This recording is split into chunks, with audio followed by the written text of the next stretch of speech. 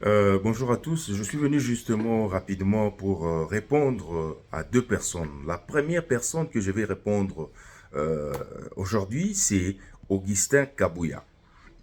Lorsque Augustin Kabouya dit clairement que l'UDPS veut changer la constitution de notre pays. Donc, en clair, Augustin Kabouya veut nous dire que l'UDPS veut organiser un coup d'État constitutionnel. L'UDPS veut gérer, diriger ces pays par la force. Alors que vous le savez, vous tous, que l'article 64 de la Constitution de notre pays est clair sur cette question. Lorsque un groupe d'individus gère les pays par la force, vous savez, c'est que la Constitution demande au peuple congolais. La Constitution, dans son article 64, demande au peuple congolais de faire échec à tout groupe d'individus qui, en tout cas, gère les pouvoirs par la force. Alors, je pense que M. Augustin Kabouya est en train de vouloir, je ne sais pas moi, provoquer le peuple qui d'ailleurs est en train de souffrir. Parce que cette population n'a rien à manger. Cette population n'a pas quelque chose à mettre sous les dents. Mais Augustin Kabouya aujourd'hui s'est mis debout pour pouvoir exiger euh, le changement de la Constitution. Mesdames et messieurs, si l'actuelle Constitution est violée sur toutes les lignes, que dire alors de la Constitution que l'UDPS va changer? Sera-t-elle respectée? Si l'actuelle Constitution n'a jamais été respectée par l'UDPS, pensez-vous vraiment que l'UDPS sera à même, sera à mesure de respecter la Constitution à laquelle elle va changer? Je ne pense pas. Je ne pense pas. Voilà pourquoi je demande à M. Augustin Kabouya de mettre un peu d'eau dans son vin, de ne pas voir tout simplement l'intérêt de l'UDPS ou l'intérêt de l'actuel président de la République. M. Augustin Kabouya doit tout faire pour pouvoir garantir justement un climat de paix. Un climat de paix parce que l'UDPS, c'est les partis au pouvoir. Lorsque le parti au pouvoir commence à gérer les pays par la force, là, en tout cas, ça ne va pas marcher. Parce que vous aviez vu, vous tous, tout récemment, comment est-ce que l'opposition congolaise, vous-même, vous aviez vu que l'opposition congolaise, basangani, va se mettre ensemble pour nakoyeba kobundisa makanisi ya UDPS oyo azali koluka ko gérer mboka par la force. Bandeko ya opposition oyo lelo basangani tomonaki Shadari oyo azali secrétaire général to secrétaire permanent ya PPRD, tomonaki Martin Fayulu azaki représenté par Devos Kitoko, tomonaki Théophile Bemba, tomonaki Ndeko Chamala oyo azali bongo secrétaire général ya parti ya Matata Mponyo. Bango nyonso basemetaki ensemble pona koyeba kotalisa na Ndeko Tshisekedi to pe na régime na ye ke likanisi na bango ya koluka ko changer constitution ezali likanisi malamu te. Parce que koluka ko changer constitution pona ko bakisa nombre ya mandat ya chef de l'état ezali malamu te. Koluka ko changer constitution pour que Ndeko Tshisekedi atikala éternellement na pouvoir et ali pe malamu te. Ezali likanisi oyo ya malamu te parce que peuple congolais azali na posa ya changement ya constitution te, azali na posa ya révision ya constitution te, kasi peuple congolais azali na posa nde ya changement ya vie sociale na ye, azali na posa ya amélioration ya condition de vie na ye. Wana nde ezali ba posa oyo bandeko bakongomani bazali na yango.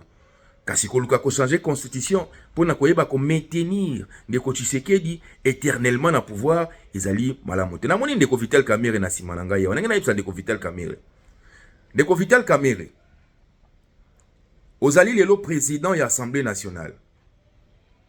Kasi yeba ete charge wana ya makambo etali respect à constitution ezali na maboko na yo ndeko Vital Kamerhe. Kobanga ndeko Tshisekedi te, kobanga ndeko Augustin Kabuya te, kasi banga des peuples. Défendre peuple ndeko Vital Kamerhe. Parce que soki olandi loyenge ya bandeko ya UDPS bakosilisa yo carrière. Yo moko yebi ete bandeko ya UDPS bakangaki yo awa kati ya ville ya Kinshasa batiaki yo na makala na likambo o peut-être yo zalaki innocent parce que to monaki procès ndenge elekaki. Mais lelo ndeko Vital Kamerhe makambo oyo ya makambo etali changement ya constitution yeba ete ezali na charge na yo. Parce que soki o changer constitution na kati ya Assemblée nationale, soki pe ndeko Sama Lokonde andimi ko changer constitution kuna na kati ya Sénat, boyeba ete responsabilité ya violation ya constitution et kozala bien na maboko na bino.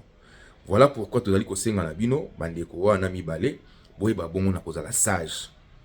Bo rejeter initiative ya UDPS o ezali ya koluka ko violer ba article ya constitution actuelle. Parce que constitution actuelle ezali nango kaka ko protéger démocratie. Ezali nango kaka ko défendre démocratie na kati ya mboka na biso. Alors boyo ki sa peuple sonité. Na kosenga na bino bandeko, bino moko boyo ka ndenge ndeko Augustin Kabuya azali koloba clairement que bango balingi ba changer constitution parce que démarche wana ya révision ba moni ke ko simbate parce que ba alibi o bango batie. Après ça qui exemple article 217 et simité. Voilà pourquoi ba komi kolinga siko ba changer constitution. Yango wana bozomona d'ailleurs na yeko sala mission ona lumbango pona oyeba kona ko répondre d'abord na ndeko Augustin Kabuya oyo azali ko sala tout pour que apesa peuple kanda. Kasi peuple azali na ye na posa ya kotomboka te, azali na posa ya kosilika te parce que peuple azali kozela 2028 pour ayeba kozwa décision na ye. Kasi ndeko Kabuya ba agitation na yo, ba agissement na yo yali malamu mingi te, ezali mabe mingi, ezali penza mabe mingi. Tika biloba loba ndeko Augustin Kabuya. Allez, bolanda bino moko boyoka ndenge Augustin Kabuya azali ko luka ko tumbola peuple. Article 217 wana avant totanga yango tozotanga nano article 215. Article 215 est clair. Eza koloba boye les traités et accords internationaux régulièrement conclus.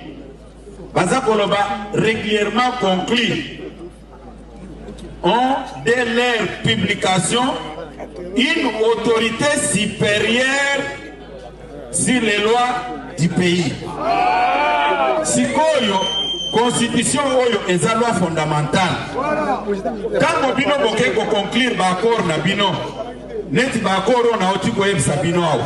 Sikoyo 217 oyo eza koloba ke la République démocratique du Congo peut conclure des traités ou des accords d'association ou des communautés comportant un abandon partiel de la souveraineté en vue de promouvoir l'unité africaine. Bomonique, contre Bazoko Sabatuke non, article 214, et Zolo Baba va céder l'Okoboye, il faut référendum. Mais dans 215, exact clair, et Zolo Bake, Soki Kaka va publier Yango, Eza Nikolo ya Mibeko, Sikoy, Mobeko no li konzi na biso constitution. Bozo mona teke, Yango Moko, et lobi di Kambawa, mais quelque part, Batie biso chombo, biye koti nango. Bozo mona ngote, ne Yango toza koloba boye. Mutu ako sabinote. D'abord, constitution yo, batu bakomaki Yango. Bola nangai. Ba belligérant wana ba désignaki batu na ba composante na ba entité. Comment expliquer bato ba komaki constitution bazalaki na mandat ya peuple te. Bozako gangai makelele nyonso bozali koyoka eza ya pamba te. Baza na schéma na bango mususu. Baza ko distraire biso mengai na koyebisa bino boy. C'est une question de vie ou de mort. Article 218. Eza kopesa tata mokonzi ya ekolo makoki. puisque à part ye mutu mususu aza te oyo akoinitie badémarche wana. Mpona nini bozali koluka kochanger constitution au moment où peuple azali na nzala?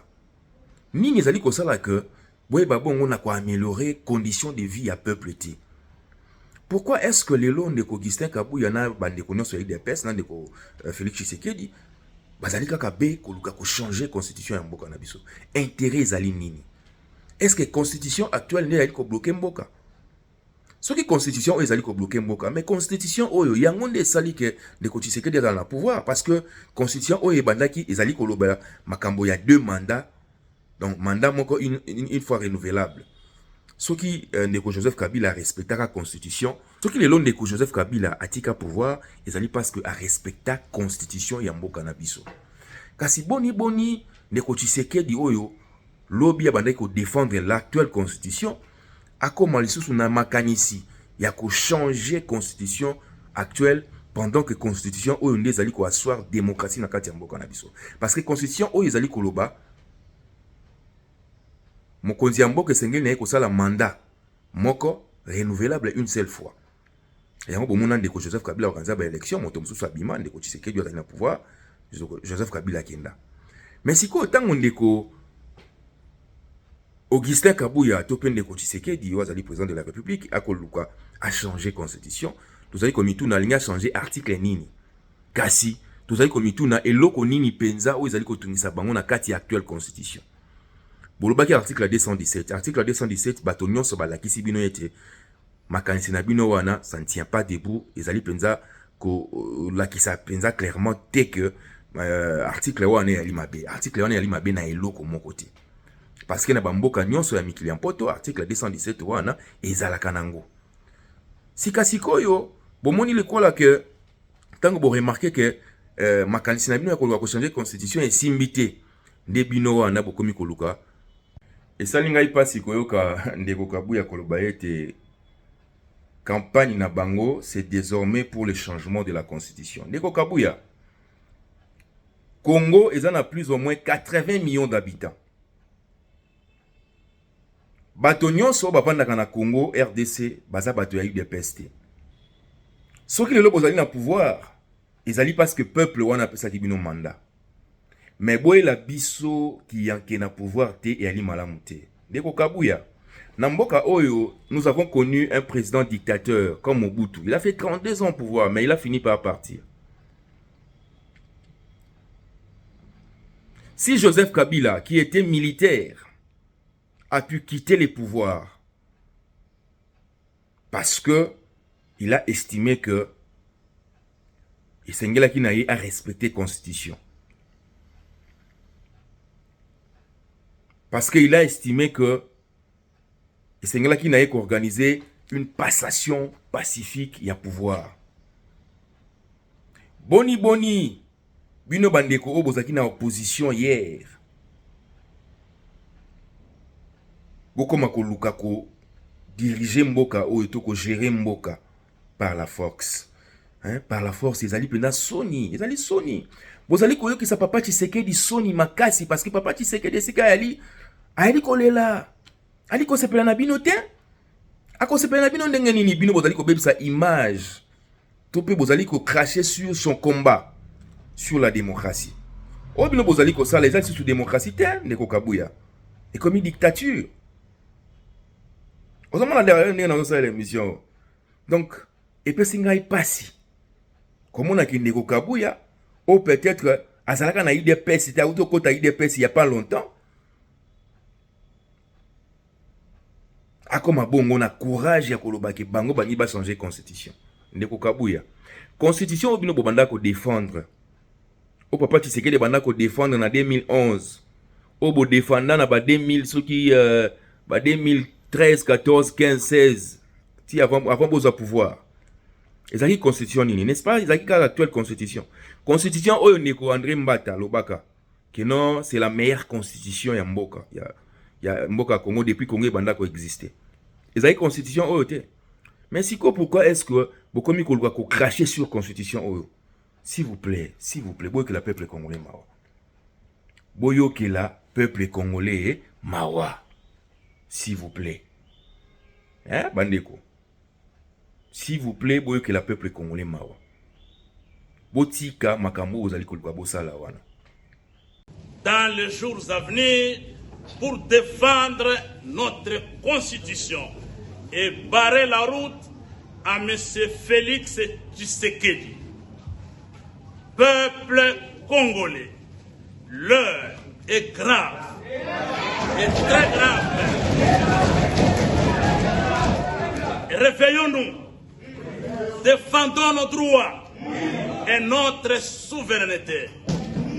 Empêchons M. Félix Tshisekedi de réaliser son coup d'État constitutionnel.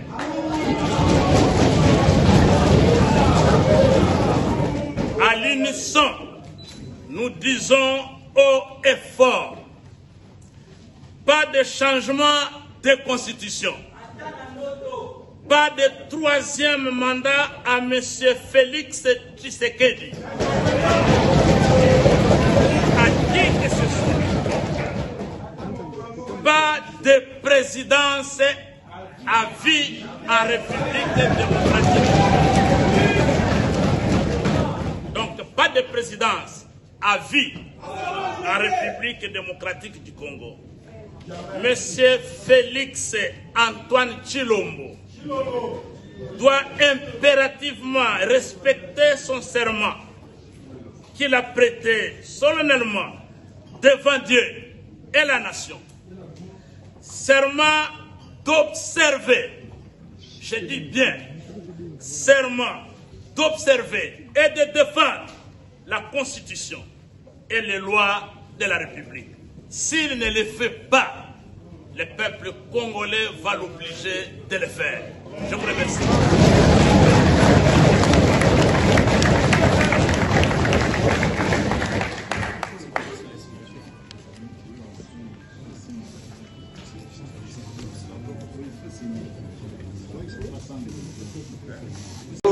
oyo babengi droit fondamental constitution alingi achange yango biso bacongolais notamment baopposition toyebi ke azokosa population ezaka lokuta luvunu alingi nde kotikala libela na ebonga na ye wana kiprésidence alingi akende lisusu te alingi azwa troisième mandat.